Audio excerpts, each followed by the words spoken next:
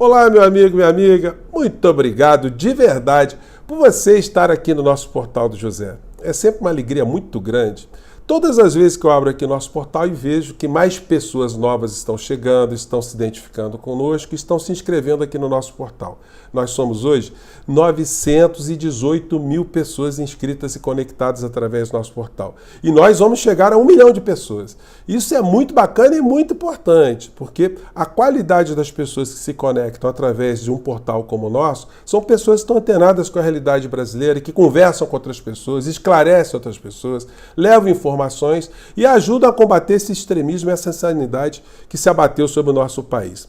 E se você é uma daquelas pessoas que anda meio descrente, cabisbaixa, anda meio pessimista, lembre-se que você ajudou a derrotar uma agente que ainda está solta por aí e que se eles estivessem no poder, eu não estaria aqui, outras tantas pessoas não estariam e você também não teria uma fonte de informação para poder entender melhor algumas coisas que acontecem aqui no Brasil. Portanto, vamos à luta, temos muitas coisas a fazer. Eu vou conversar com vocês hoje sobre os últimos acontecimentos, o que está acontecendo lá com a PGR, o ministro Alexandre de Moraes, o comportamento do presidente da República em relação às agressões que ele está sofrendo, que o Brasil está sofrendo. Como é que a gente lida com tudo isso, né? Antes de mais nada, eu quero convidar você que está chegando agora ao nosso portal e ainda não nos conhecia, para que você também se inscreva aqui conosco e conheça também os nossos outros vídeos. Se você gostar, compartilhe, recomende. Não se esqueça, dê o seu joinha, mande seu comentário e, se puder, se inscreva aqui também no nosso clube de membros. Você que é muito bem-vindo e muito bem-vinda. Gente, eu vou começar aqui com o senhor Paulo Gonet. O senhor Paulo Gonet, ele tem sido uma grande incógnita, né? Porque nós não sabemos ainda, nas questões vitais, como ele se comportará. A gente pode fazer algumas interpretações aqui em relação aos atos que a gente começa a enxergar, como por exemplo esse aqui. PGR não vê indícios de que Bolsonaro buscava asilo político na Embaixada da Hungria. Gente, nós todos sabemos que o Bolsonaro escapou, ele fugiu, ele ficou aguardando ali se ia ter uma decisão de prisão contra ele ou não. Não há justificativa no campo racional para que ele tenha ido para lá no carnaval. Nós sabemos que foi essa situação. No entanto, objetivamente, o Procurador-Geral da República tem que decidir baseado no que ele tem nos autos ali. E analisando tecnicamente, ele entendeu que não houve uma quebra de medidas cautelares e por isso não daria para decretar uma prisão dele, um ato mais restritivo da liberdade dele, né? Esse é o aspecto técnico. Do outro ponto de vista político, a gente pode entender que esse tipo de comportamento do Procurador-Geral da República garante legitimidade a ele para decisões e denúncias mais contundentes, que sejam mais firmes e definitivas. Então, essa decisão dele tem que ser enxergada por esse aspecto. Isso não sinaliza que ele vai sempre ter um entendimento favorável e inelegível e não garante também que em outras situações ele vai radicalizar também de uma forma muito contundente. O que ele está querendo se colocar ali é como Procurador-Geral da República que está acompanhando exatamente aquilo que está sendo apresentado para ele nos autos, né? Então são essas situações agora. Só saberemos com o andar da carruagem, né? E temos coisas que estão para eclodir aqui no Brasil, porque as coisas começam a se acelerar em função desse episódio envolvendo o bilionário extremista de direita, né? Matéria. Gonet defende que executivos do X falem à Polícia Federal sobre ataques de mosca contra Moraes.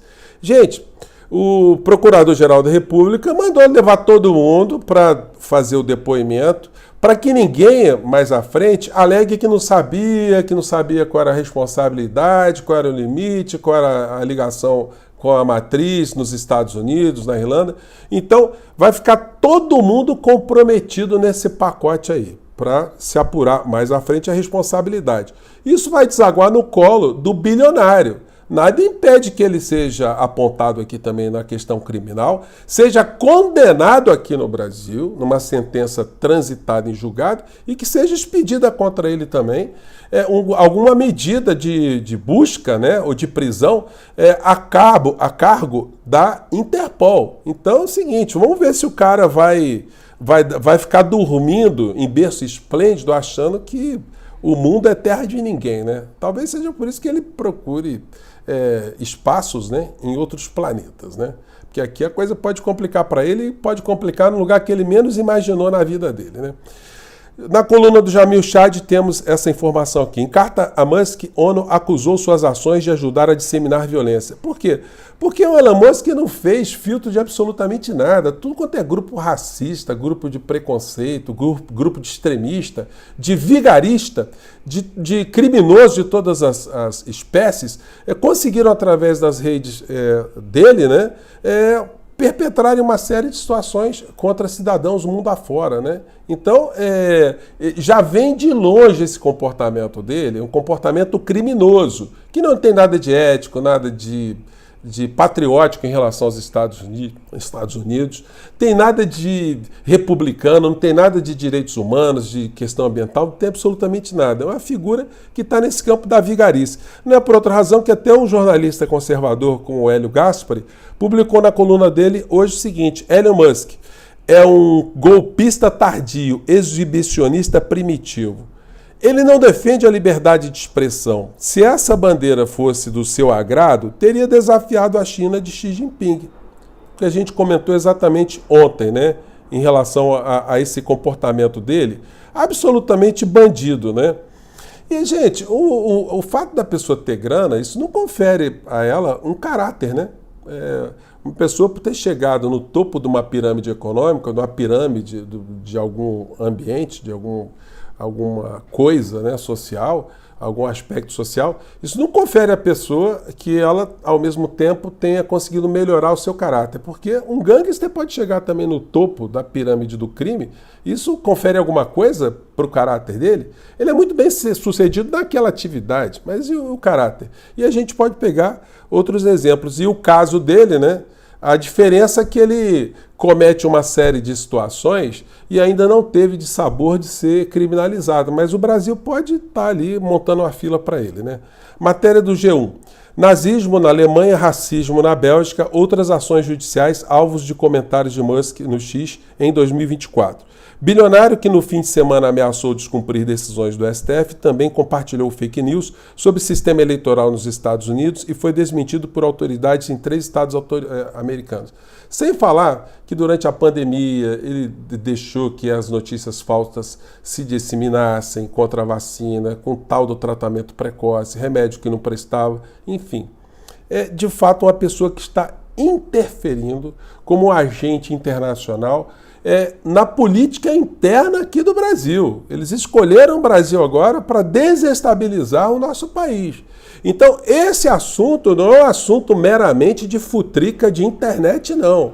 Está mexendo com outras situações.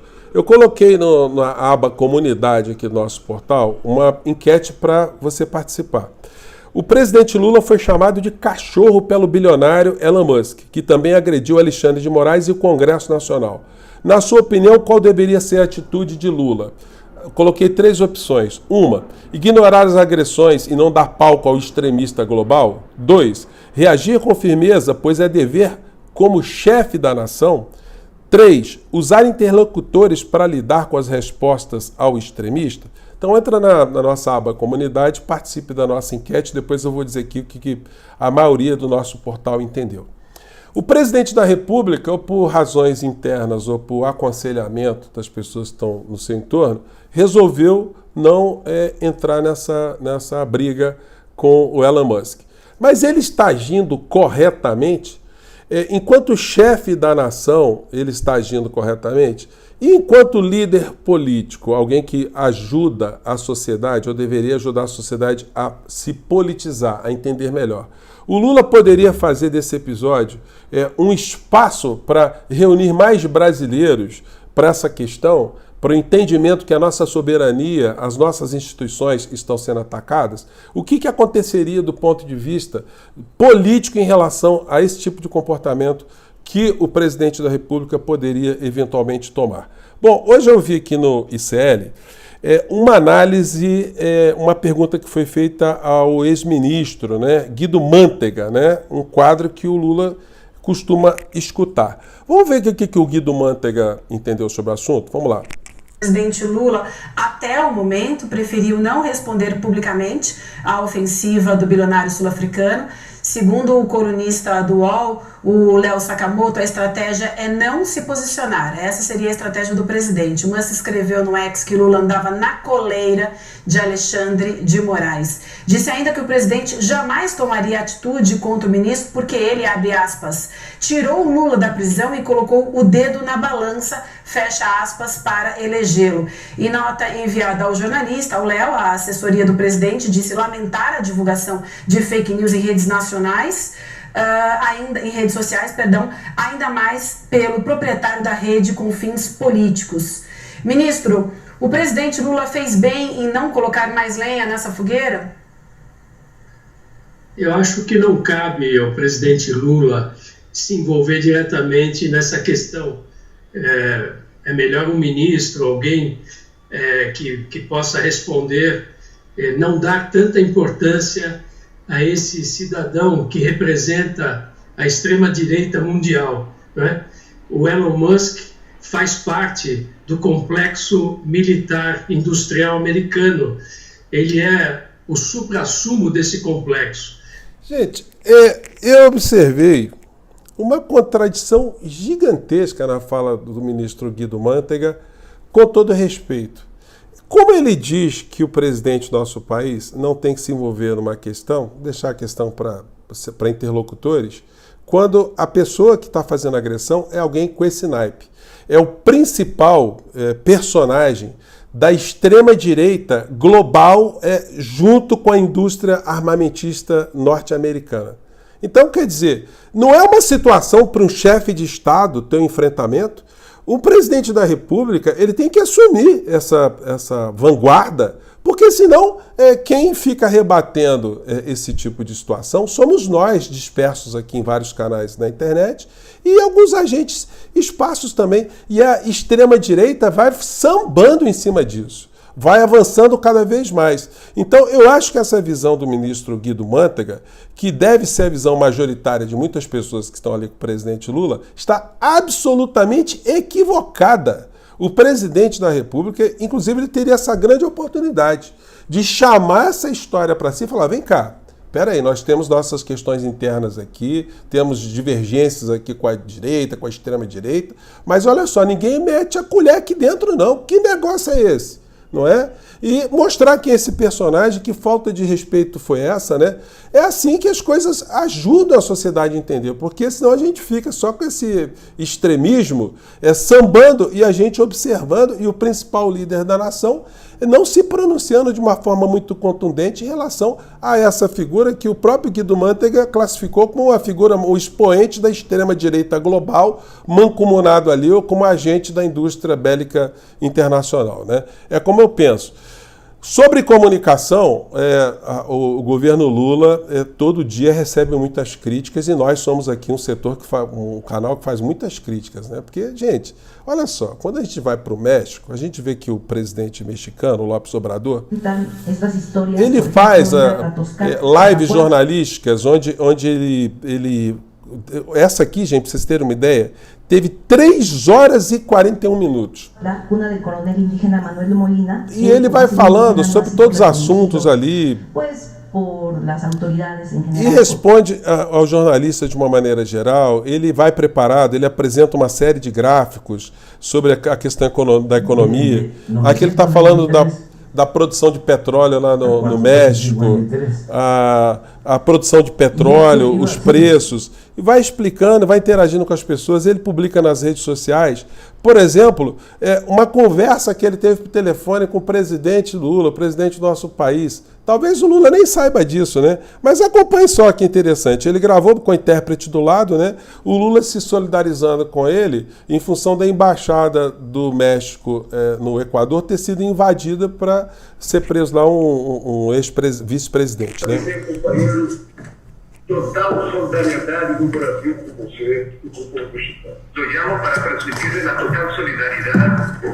O Lula fala, né? E depois fala o intérprete, né? Hacia usted y hacia el pueblo mexicano, el pueblo de Brasil. Bueno, hermano, compañero, presidente, me da mucho gusto escucharte expresar. Gente, é um papo, olha, foi uma resenha super legal, tá? Do Lula com López Obrador. E isso está acarretando lá no México uma superioridade do governo López Obrador, dos setores progressistas, contra os extremistas mexicanos, os grandes grupos de comunicação no México, que se comportam de uma forma idêntica aos que estão aqui no Brasil. Lá o progressismo está avançando. López Obrador deve fazer, inclusive, a sua candidata a nova presidente do México, né? Então, gente, temos muitas coisas acontecendo aqui, a gente tem que ajudar a chacoalhar o governo Lula nessa área de comunicação e botar o presidente da República não só para ser o chefe de Estado, que é uma função muito importante, mas para assumir o papel de vanguarda enquanto líder político nos principais temas de debates aqui no Brasil e que nos mexem, né, a todos aqui na sociedade brasileira. É assim que eu penso. Entre lá na nossa enquete e mande seu comentário também, tá bom, gente? Um grande abraço, mais tarde a gente se encontra. Tchau!